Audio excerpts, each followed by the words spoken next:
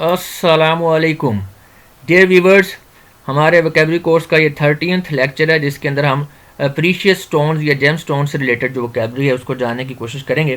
तो precious stones या GeM stones यानी कि कीमती पत्थर। तो सबसे पहले हमारे पास है डायमंड। डायमंड का मतलब होता है हीरा। वीडियो में आगे बढ़ने से पहले मेरी आपसे रिक्वेस्ट है कि इस वक्त स्क्रीन के ऊपर आपको जो नोट नज़र आ रहा है, आप वीडियो को पॉज करके इस नोट को एक नज़र पढ़ लें। ये आपके लिए इम्पोर्टेंट साबित हो सकता है।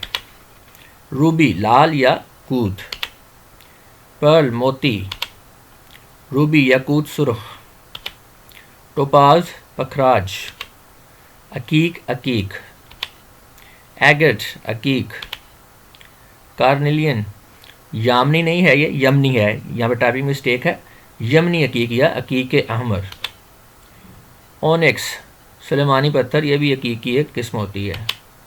कोरल मरजान या मूंगा, नाइटर शोरा या अकीक, सफ़ायर नीलम, ज़िरकोन ज़िरकोन, ओपल एक दूधिया पत्थर।